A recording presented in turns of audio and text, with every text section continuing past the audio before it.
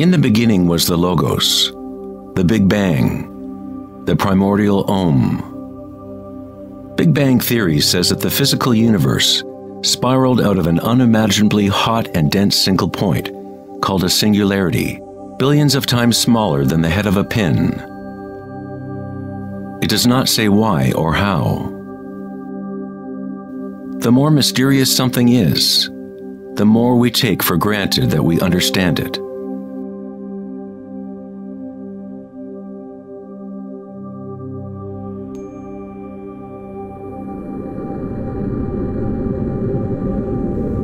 It was thought that eventually gravity would either slow the expansion or contract the universe in a big crunch. However, images from the Hubble Space Telescope show that the universe's expansion seems to be actually accelerating, expanding faster and faster as it grows out of the Big Bang. Somehow, there is more mass in the universe than physics predicted.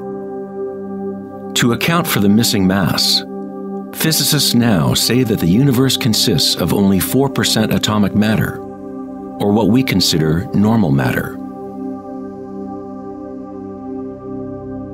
23% of the universe is dark matter, and 73% is dark energy, what we previously thought of as empty space. It is like an invisible nervous system that runs throughout the universe, connecting all things.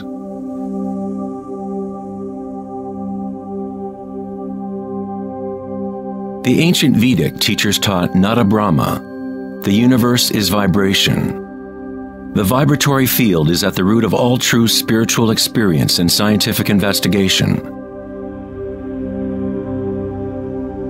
It is the same field of energy that saints, Buddhas, yogis, mystics, priests, shamans, and seers have observed by looking within themselves. It has been called Akasha, the primordial Om, Indra's net of jewels, the music of the spheres, and 1,000 other names throughout history.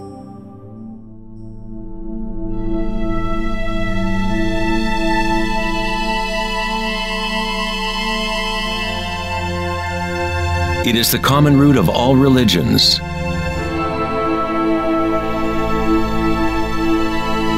And the link between our inner worlds and our outer worlds.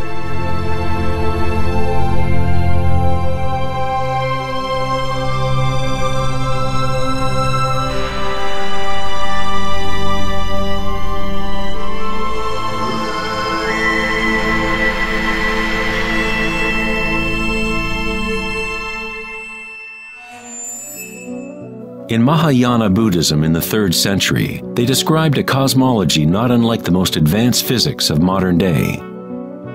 Indra's net of jewels is a metaphor used to describe a much older Vedic teaching, which illustrates the way the fabric of the universe is woven together. Indra, the king of the gods, gave birth to the sun and moves the winds and the waters. Imagine a spider web that extends into all dimensions. The web is made up of dewdrops, and every drop contains the reflection of all the other water drops. And in each reflected dewdrop, you will find the reflections of all the other droplets. The entire web in that reflection, and so on to infinity. Indra's web could be described as a holographic universe, where even the smallest stream of light contains the complete pattern of the whole.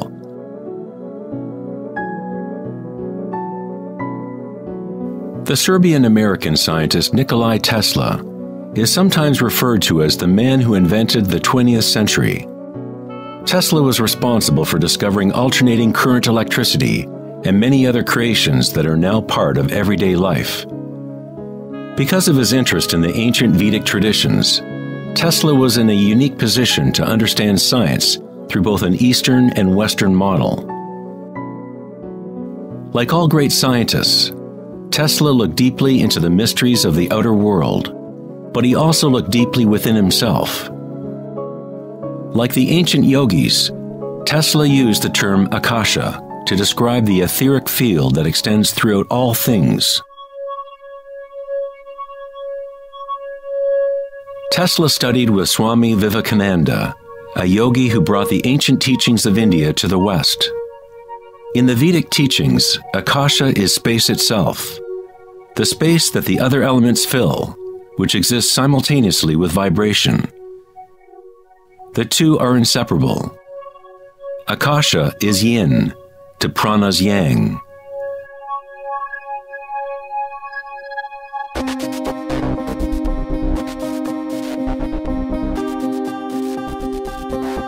A modern concept that can help us to conceptualize Akasha, or the primary substance, is the idea of fractals. It wasn't until the 1980s that advances in computers allowed us to actually visualize and reproduce mathematically the patterns in nature. The term fractal was coined in 1980 by mathematician Benoit Mandelbrot, who studied certain simple mathematical equations that, when they are repeated, produce an unending array of changing mathematical or geometrical forms within a limited framework. They are limited, but at the same time, infinite. A fractal is a rough geometric shape that can be split into parts, each of which is at least approximately a reduced size copy of the whole pattern, a property called self-similarity. Mandelbrot's fractals have been called the thumbprint of God.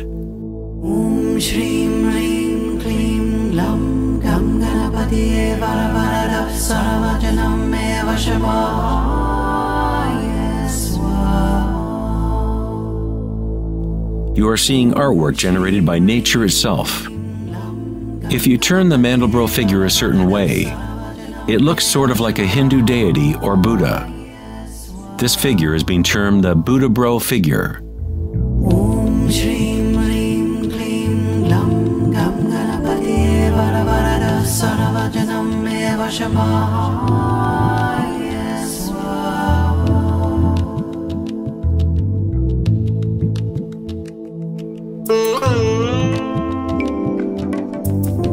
If you look at some forms of ancient art and architecture, you will see that humans have long associated beauty and the sacred with fractal patterns.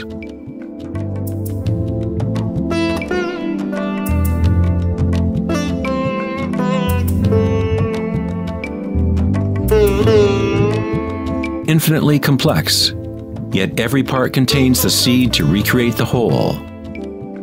Fractals have changed mathematicians' views of the universe and how it operates. With each new level of magnification, there are differences from the original. Constant change and transformation occurs as we traverse from one level of fractal detail to another. This transformation is the cosmic spiral, the embedded intelligence of the matrix of time-space.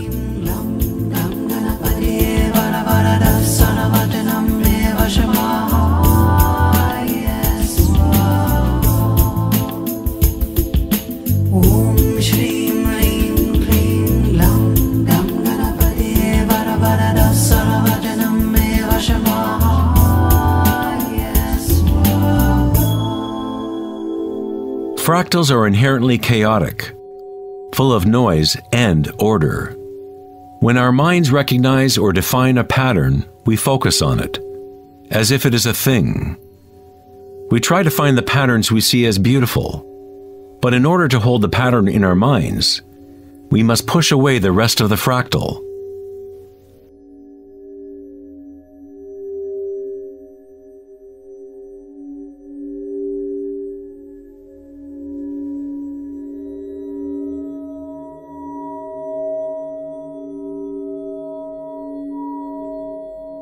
To comprehend a fractal with the senses is to limit its movement.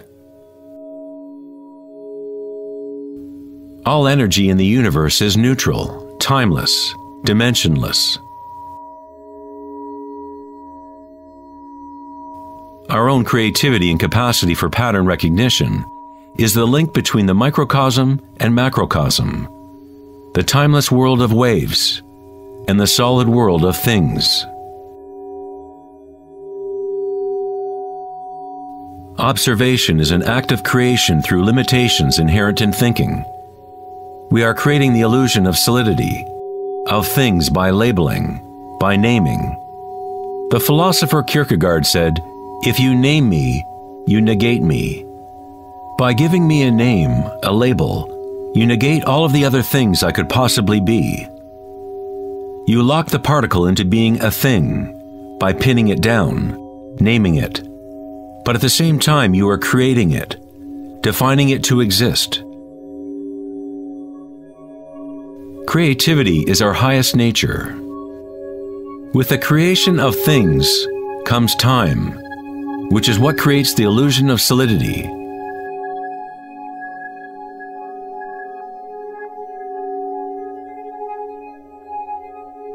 Einstein was the first scientist to realize that what we think of as empty space is not nothing. It has properties. And intrinsic to the nature of space is nearly unfathomable amounts of energy. The renowned physicist Richard Feynman once said, "There is enough energy in a single cubic meter of space to boil all the oceans in the world."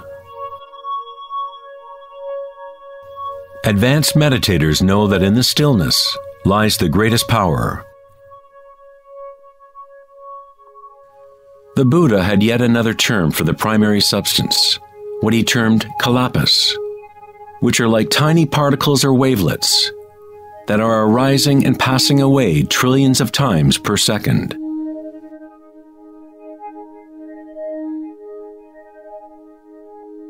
Reality is, in this sense, like a series of frames in a holographic film camera, moving quickly so as to create the illusion of continuity.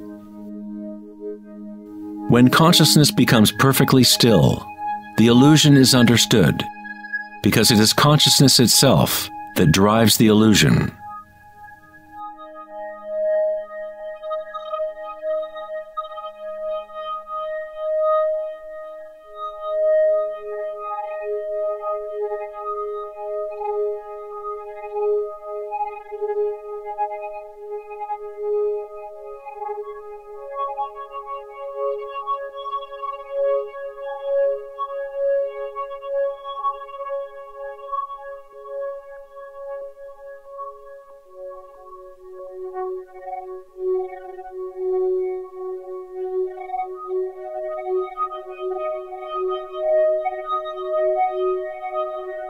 In the ancient traditions of the East, it has been understood for thousands of years that all is vibration. Nada Brahma, the universe is sound.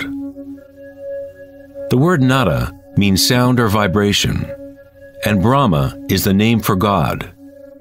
Brahma simultaneously is the universe and is the creator.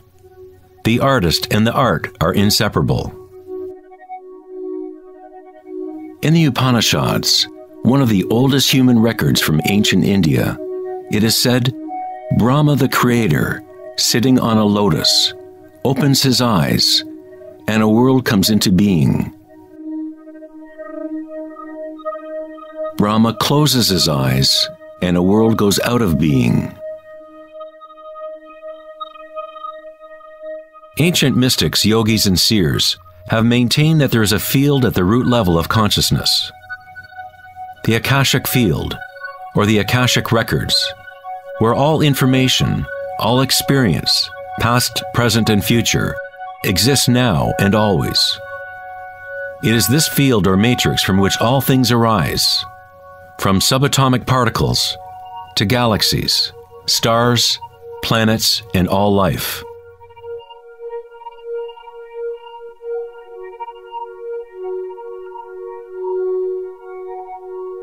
You never see anything in its totality, because it is made up of layer upon layer of vibration, and it is constantly changing, exchanging information with Akasha. A tree is drinking in the sun, the air, the rain, the earth. a world of energy moves in and out of this thing we call a tree. When the thinking mind is still, then you see reality as it is, all aspects together. The tree and the sky and the earth, the rain and the stars are not separate. Life and death, self and other, are not separate, just as the mountain and the valley are inseparable. In the Native American and other indigenous traditions, it is said that everything has spirit, which is simply another way of saying everything is connected to the one vibratory source. There is one consciousness, one field, one force that moves through all. This field is not happening around you, it is happening through you, and happening as you. You are the you in universe. You are the eyes through which creation sees itself. When you wake from a dream, you realize that everything in the dream was you. You were creating it. So-called real life is no different. Everyone, everything is you. The one consciousness looking out of every eye. Under every rock.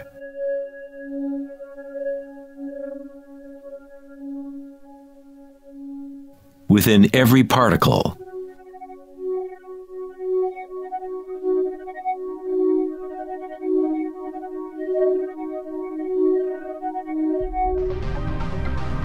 International researchers at CERN, the European Laboratory for Particle Physics, are searching for this field that extends throughout all things.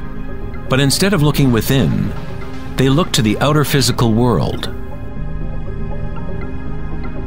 Researchers at the CERN laboratory in Geneva, Switzerland, announced that they had found the Higgs boson, or the God particle. The Higgs boson experiments prove scientifically that an invisible energy field fills the vacuum of space.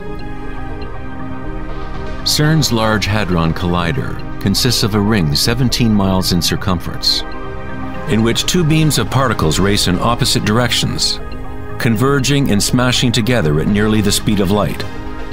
Scientists observe what comes out of the violent collisions. The standard model cannot account for how particles get their mass. Everything appears to be made of vibration, but there is no thing being vibrated. It is as if there has been an invisible dancer, a shadow, dancing hidden in the ballet of the universe. All the other dancers have always danced around this hidden dancer. We have observed the choreography of the dance, but until now we could not see that dancer.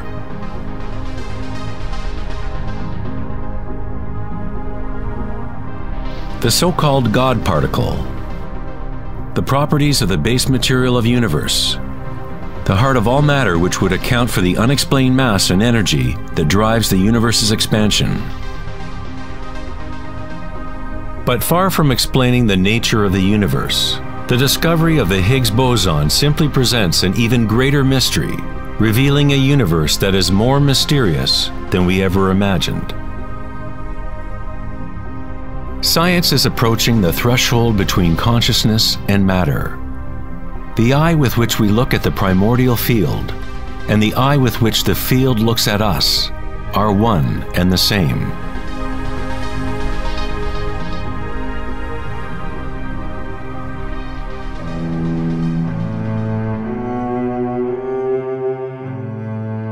The German writer and luminary Wolfgang von Goethe said, "The wave is the primordial phenomenon which gave rise to the world." Cymatics is the study of visible sound. The word cymatics comes from the Greek root cyma, which means wave or vibration.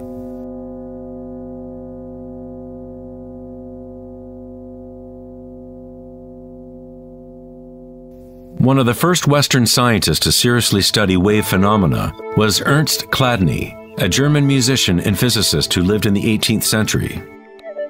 Chladni discovered that when he spread sand on metal plates and then vibrated the plates with a violin bow, the sand arranged itself into patterns. Different geometrical forms appeared depending on the vibration produced.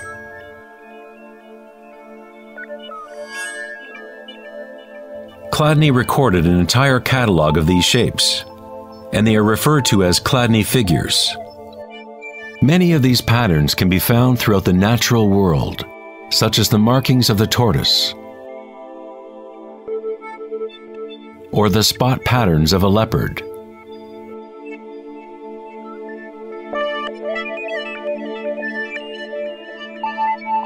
Studying Chladni patterns or cymatic patterns is one secret way in which high-end guitar, violin, and other instrument makers determine the sound qualities of the instruments they make.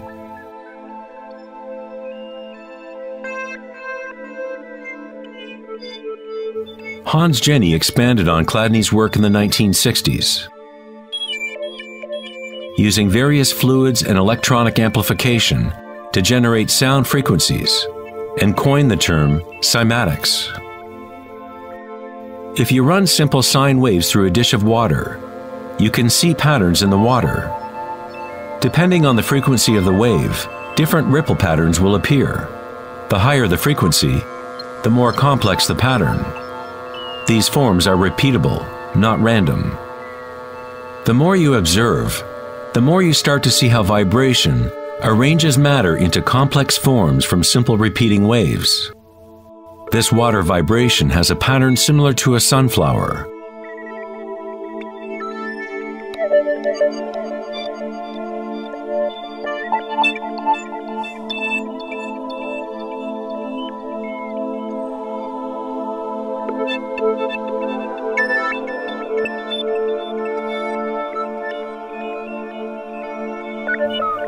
Simply by changing the sound frequency, we get a different pattern.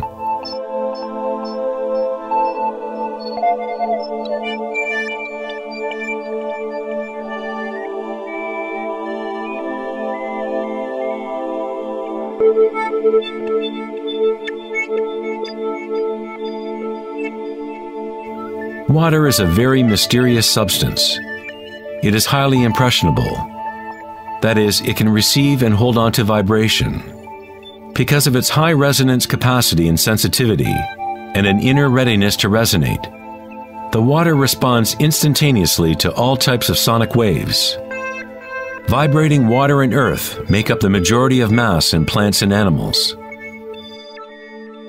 It is easy to observe how simple vibrations in water can create recognizable natural patterns.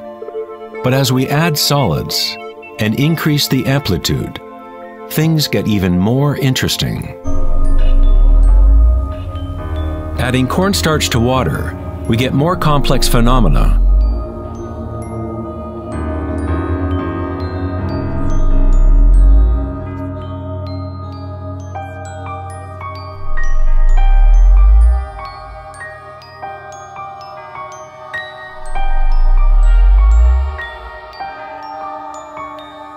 Perhaps the principles of life itself can be observed as vibrations move the cornstarch blob into what appears to be a moving organism.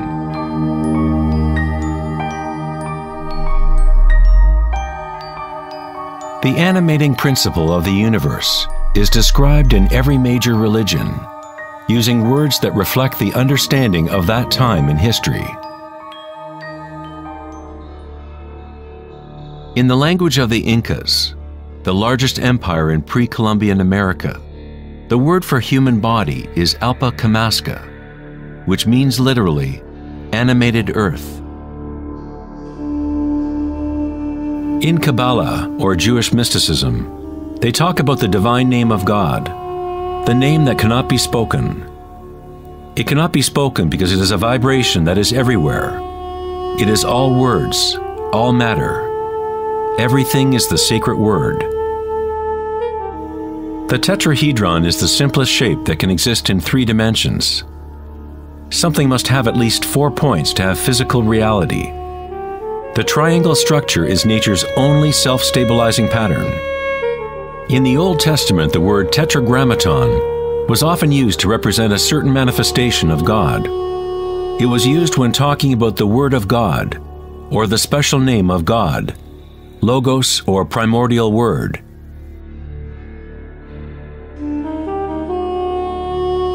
The ancient civilizations knew that at the root structure of the universe was the tetrahedral shape.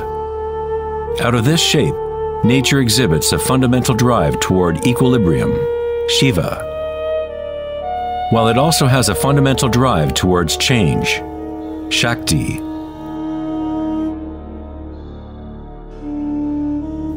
In the Bible, the Gospel of John usually reads, "In the beginning was the Word," but in the original text, the term used was logos. The Greek philosopher Heraclitus, who lived around 500 years before Christ, referred to the logos as something fundamentally unknowable, the origin of all repetition, pattern, and form. The Stoic philosophers who followed the teachings of Heraclitus identified the term with the divine animating principle pervading the universe.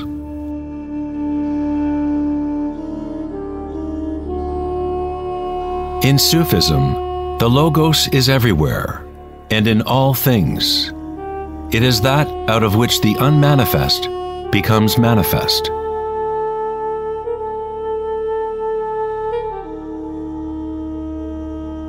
In the Hindu tradition, Shiva Nataraja literally means Lord of the Dance. The whole cosmos dances to Shiva's drum. All is imbued or ensouled with the pulsation. Only as long as Shiva is dancing can the world continue to evolve and change. Otherwise, it collapses back into nothingness. While Shiva is representative of our witnessing consciousness, Shakti is the substance or stuff of the world. While Shiva lies in meditation, Shakti tries to move him, to bring him into the dance. Like yin and yang, the dancer and the dance exist as one. Logos also means unconcealed truth. He who knows the Logos knows the truth. Many layers of concealment exist in the human world, as Akasha has been swirled into complex structures, concealing the source from itself. Like a divine game of hide and seek, we have been hiding for thousands of years, eventually forgetting about the game completely. We somehow forgot that there was anything to find. In Buddhism, one is taught to directly perceive the Logos, the field of change, or impermanence within oneself through meditation. When you observe your inner world, you observe subtler and subtler sensations and energies as the mind becomes more concentrated and focused. Through the direct realization of anicca, or impermanence at the root level of sensation, one becomes free of attachment to transient external forms. Once we realize there is one vibratory field that is the common root of all religions, how can we say, my religion, or this is my primordial Om, my quantum field?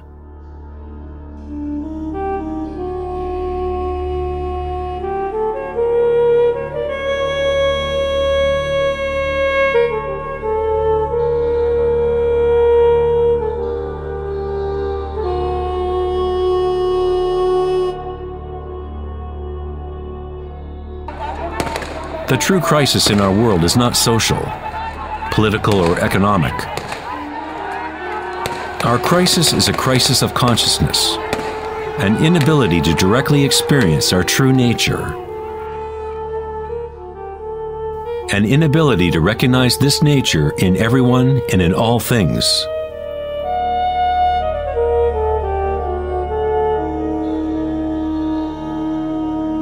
In the Buddhist tradition, the Bodhisattva is a person with an awakened Buddha nature. A Bodhisattva vows to help to awaken every being in the universe, realizing that there is only one consciousness. To awaken one's true self, one must awaken all beings,